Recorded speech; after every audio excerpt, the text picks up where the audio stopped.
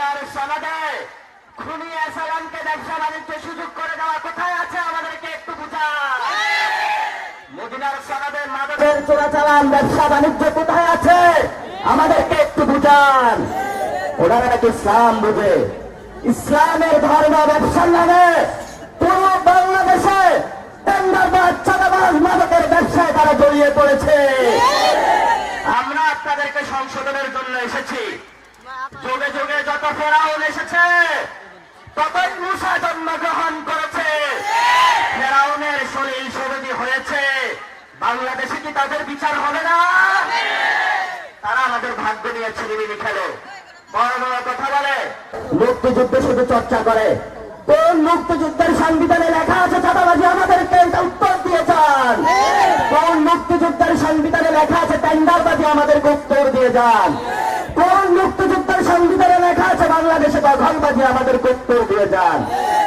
আমরা তো ভালোই ছিলাম, মনে করেছিলাম তারেক রহমান দেশে এসেছেন, সংস্কার বাস্তবায়ন করবেন।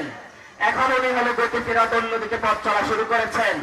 আমরা স্পষ্ট করে দিতে চাই, বাংলাদেশের তরুণদের সংস্কার লাগবেই লাগবে।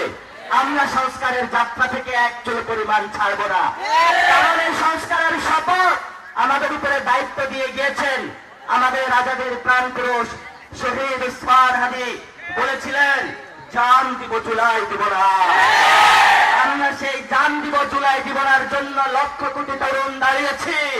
জুলাইকে বাংলাদেশে, জুলাই সংস্কার বাংলাদেশে আমরা বাস্তবায়ন করেই ছাড়বো ইনশাআল্লাহ। ওরা পালায় কোথায়? সংসদের ভিতরে পালানোর চেষ্টা করে। এই গোয়াইনঘাট থেকে কি ঢাকার পার্লামেন্টে যাওয়া যাবে না? সবাই প্রস্তুত হন, পার্লামেন্টের সামনে যাব আমরা, যা বলবো ভাইয়া যান, সংস্কার আমাদের লাগবেই লাগবে। কারণ সংস্কারটা রক্তের উপরে দাঁড়িয়ে হয়েছে। আপনি কিভাবে ক্ষমতায় এসেছেন সেটা দেখার দরকার নাই। আমাদের 1400 লোককে এই বর্তমান সংবিধান রক্ষা করতে পারে নাই। আমরা আজাদির সাথে চলি, ভারতের সাথে আমাদের কোনো নেগোসিয়েশন নাই, এবং আমরা কোন চাঁদাবাজ দুর্নীতিবাজদেরকে প্রশ্রয় দেই না। যেহেতু নতুন বাংলাদেশ গঠন করতে চাই, এই লাইনে আপনাকে আসতে হবে। আমরা আপনাকে বলতে চাই, মাননীয় প্রধানমন্ত্রী, আপনি বেলাইনে চলে গিয়েছেন, আমরা তরুণরা আপনাকে লাইনে নিয়ে আসবো।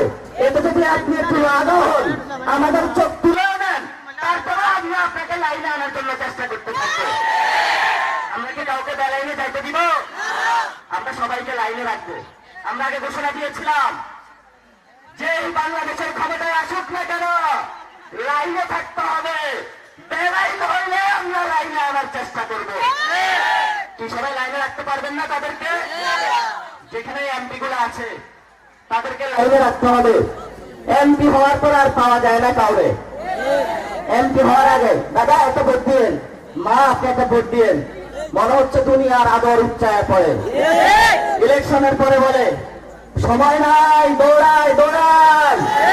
দৌড়ান কোথায়? গোয়েন্দাতে আসা রাস্তা আগে ঠিক করেন, তারপরে কোথায় যাবেন আমাদের। এখানে একটা স্কুলের বালুর মাঠ বানাইছে, স্কুলের মাঠ দখল দিচ্ছে, দেয় নাই? কারা দিচ্ছে আমরা তো জানি। স্কুলের বাচ্চাদের উপরে কেন অত্যাচার করতে আসেন? কি স্কুল? গোড়াগ্রাম উচ্চ বিদ্যালয়, ওইখানে মাঠটা দখল করে দিছে। যেখানে যাই এখানেই সমস্যা, সর্বাঙ্গে ব্যথা, ঔষধ দেবে কোথা? পুরা দেশটা নষ্ট করে দিছে। কথা বললে নাসিরউদ্দিন খারাপ, কাউকে তো ফুলের কোথাও দেই না, গালাগালিস তো দূরের কথা। আমরা সত্য কথা বলি, সত্য কথা বললেই বলে গালাগালি। আমি তো একটাও গালাগালি দিয়েছি। বাংলাদেশে একটা গালির সংবিধান বানাইতে হবে। সেই সংবিধান যদি সালাউদ্দিন ভাই বানায়, তাহলে আমরা দেখে দেখে বলবো কোনটা গালি কোনটা গালি না। আপনি সালামের সাথে মিলে ব্যবসা করেন, এটা কি গালি? আপনি সংস্কার বাস্তবায়ন করেন না, এটা কি গালি? আপনি শহীদ উসমান হাদির সাথে গাদ্দারি করতেছেন, এটা কি গালি? তা আমরা তো এই কথাগুলাই বলি, ওনারা চেতে যায় কেন? গা জ্বলে কেন? এত জ্বালা কে বলেছিল? ওবায়দুল কাদের বলেছিলেন না?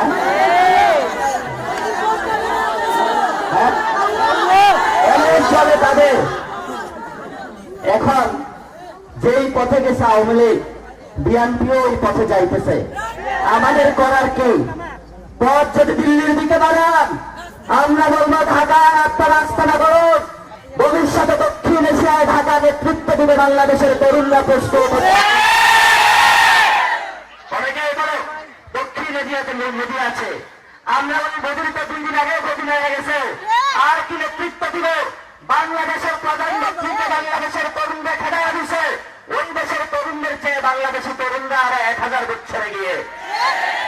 আপনারা যারা এখানে তরুণরা এসেছেন অনেক দুঃখ কষ্টে আছেন জানি, বিশ্বাস করেছিলেন তারেক ভাইয়াকে, ভাইয়া আপনাকে ফাঁকি দিল, কি যে একটা ফাঁকি দিল, প্রতারণা করলো আপনার সাথে।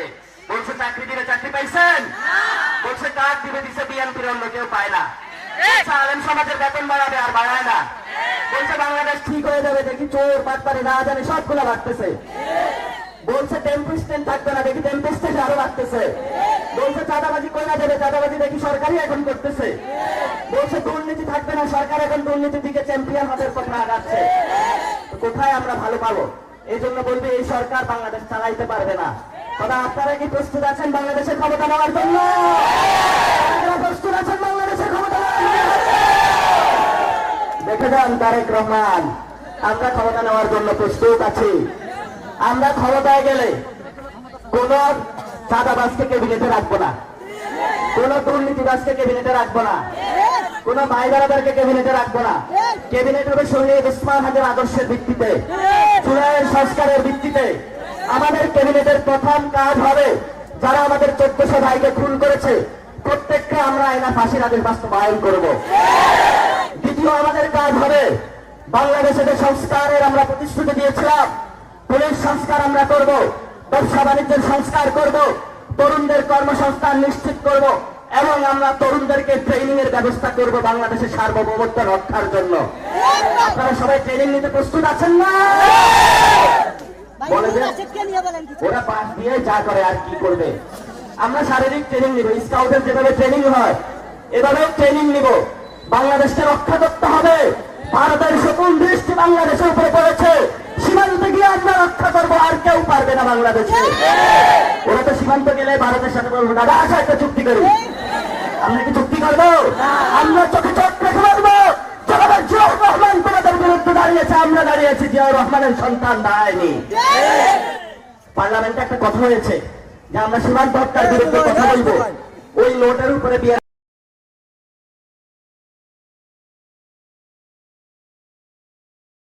দাদা বাবু কি করে আল্লাহ জানে। যদি ভয় পান তাহলে প্রধানমন্ত্রী হন কেন? আমরা তো ভয় পাই না, তরুণরা কি ভয় পায়? আমরা ভারতকে ভয় পাই, আমরা চাঁদাবাজিকে ভয় পাই। এখন আসছে আমাদের সন্ত্রাস, ওরা আমাদেরকে ভয় দেখায়, চোখ তুলে ফেলছে, বলতেছে যেটাই আসবে চোখ তুলে ফেলবো। আমরা এখনো ধৈর্য ধারণ করতেছি। আমরা কি মাঠে নামলে বিএনপি যত আছে ওরা থাকতে পারবে? পারবেন না, একদিনও টিকবেন না। কারণ কতটুকু টিকবেন গত 17 বছর আপনাকে দেখা হয়ে গিয়েছে, কতটুকু আপনার শক্তি আছে। মাঠে কোনো কর্মী নাই, আছে সন্ত্রাস। আমরা আপনাদেরকে বললো হেদায়েতের কথা আসুন, আমরা আপনাদের বিরোধী নই, আমরা আপনাদের সন্তান। বলি সব অপকর্ম বন্ধ করেন, আমরা আমাদের কাজে চলে যাই, আপনারা ক্ষমতা চালান, আমাদের ক্ষমতা লাগবে না, কিন্তু চাকরিটা নিশ্চিত করে দিয়ে যাইতে হবে, মায়ের অধিকার নিশ্চিত করে দিয়ে যাইতে হবে। এই যে পুলিশ ভাইরা কাজ করে, ওনারা 8 ঘন্টা পরে ওনাদেরকে 24 ঘন্টা কাজ করায়।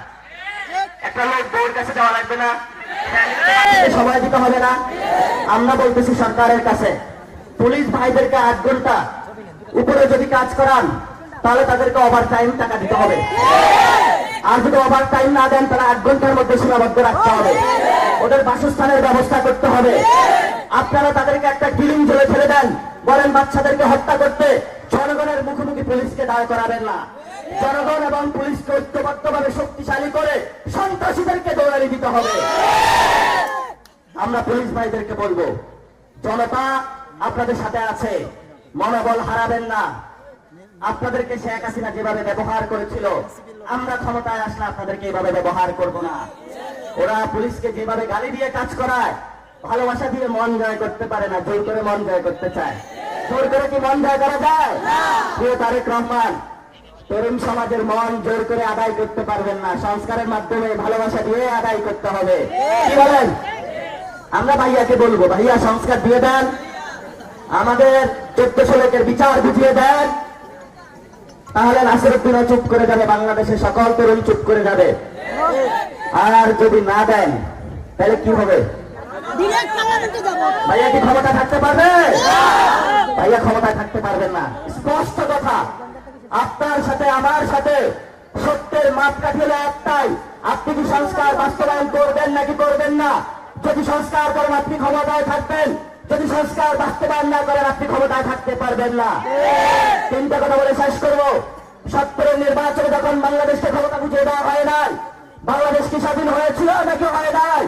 আমরা লুঙ্গি পরে যুদ্ধ করতে জানি, অস্ত্র হাতে নিয়েছিলাম, আমরা শান্তপ্রিয় ছেলে, কিন্তু যখন আমাদেরকে ভয় দেখায় তখন আমরা ভয় করি না মরণে। দ্বিতীয় বিষয়, 75 অস্থিতিশীল সৃষ্টি করতে চেয়েছিল, সেনা জনতা ঐক্যবদ্ধভাবে বাংলাদেশকে রক্ষা করেছিল। 90 আমরা কি কোন স্বৈর শাসনকে বাংলাদেশে ক্ষমতায় রেখেছিলাম? আমরা তাদেরকে বিদায় করেছিলাম। 24 হাসিনা বাংলাদেশের মানুষের সাথে গোয়াট্টুমি করেছিল, অহংকার মনোভাব চেয়েছিল, মানুষের জনগণের রায়ের বিরুদ্ধে গিয়েছিল। আমরা শেখ হাসিনাকে প্যাকেট করে পাঠিয়ে দিয়েছি।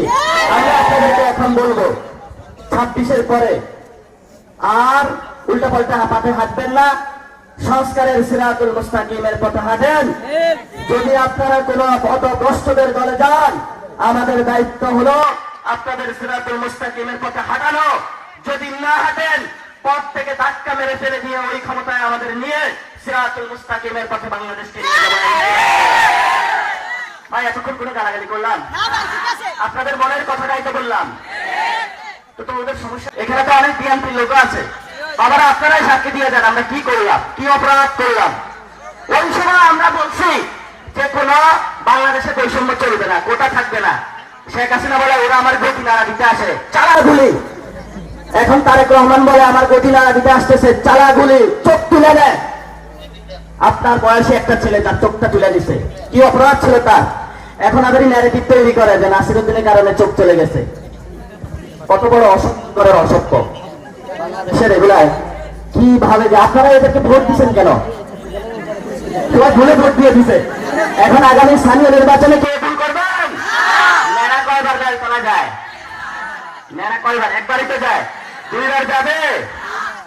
2বার যাওয়া যাবে না। আমি বিরোধী দলের নেতাকে বলবো, একটু শক্তিশালী হইতে হবে, একটু চুপচুপ করে থাকলে হবে না, একটু শক্তিশালী করে বিএনপিকে নাড়া দিতে হবে।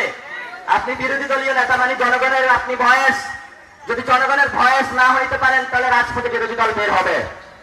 যদি সংসদে ফায়সালা না হয় তাহলে কোথায় ফায়সালা হবে? রাজপথে ফায়সালা হবে। আমরা কি ভয় পাই? ইনশাআল্লাহ আমরা ভয় পাই না। নামাজ শুরু হয়ে গিয়েছে, আজাদির লড়াইয়ের ডাক আপনাদের কাছে দিয়ে গেলাম। আমাদের এই ভাইকে আপনাদের হাতে তুলে গিয়ে গেলাম। ভালো মানুষ মনে হচ্ছে, হাফেজে কোরআন। এই ভাইকে চাঁদাবাজি করেছে, দুর্নীতি করেছে, সন্ত্রাসী করেছে। আর ওই দিকের প্রার্থী, হ্যাঁ,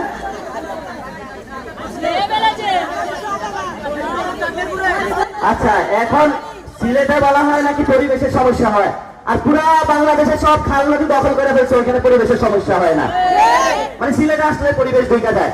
আমরা সরকারকে বলবো, জনগণের কর্মসংস্থানের ব্যবস্থা করতে হবে। যদি গোয়াইনঘাটবাসীর পেটে লাঠি মেরে থাকে সরকার, গোয়াইনঘাটবাসী আগামী ইলেকশনে আপনাদেরকে লাল কার্ড ধরাইয়া দিবে। কথা দিছিলেন না 12 তারিখের পরে 13 তারিখে নাকি গোয়াইনঘাটের কর্মসংস্থান ঠিক হয়ে যাবে? ওই ঠিক তো হইল না, হয়েছে? তাহলে প্রতিশ্রুতি যারা দিয়েছিল তারা কি সত্যবাদী না মিথ্যাবাদী? আমরা বলবো, আরিফ ভাই, আল্লাহর হস্তে গোয়াইনঘাটবাসীর পেটের মানুষের অনেক কষ্টে আছে, সংস্থানের ব্যবস্থাটা কইরা দেন।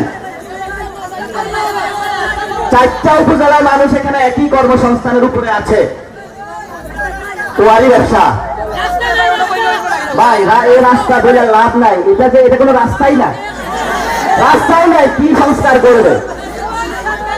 সিলেটের মানুষ, আমি সিলেটে যখন আসতেছিলাম ঢাকা থেকে, আপনারা সিলেটে বসবাস করেন কেন? আপনাদের কি রক্ত গরম হয় না? এবং এখানে ভিতরে কোনো রাস্তা ঠিক নাই, তাহলে কিভাবে হবে? আচ্ছা ঠিক আছে, এটা নিয়ে আমরা সংসদেও কথা বলবো। তবে আজকে থেকে আপনাদের পক্ষ থেকে জানিয়ে গেলাম, সিলেটের রাস্তা সরকার ঠিক করতে হবে।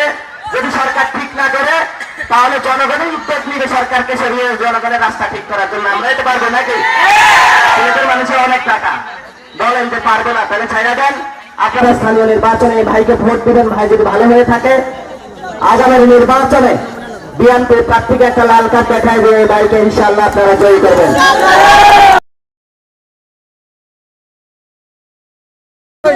মনসুরুল হাসান ভাই, মার্কা কিন্তু সাতলাগলি থাকবে না, অন্য যে কোনো মার্কা আসতে পারে, কারণ স্থানীয় নির্বাচনে কোনো দলীয় প্রতীক থাকবে না।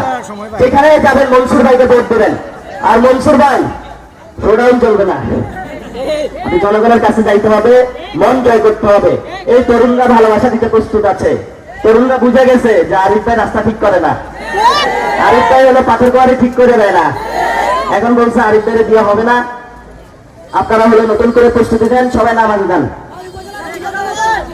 উপজেলা মেডিকেলে ডাক্তারও নাই, নার্সও নাই, কি বলবো? হ্যাঁ আছে, ঠিক আছে। আপনারা সবাই প্রস্তুত হন, আগামীতে ইনশাআল্লাহ বিপ্লবের জন্য প্রস্তুত হন।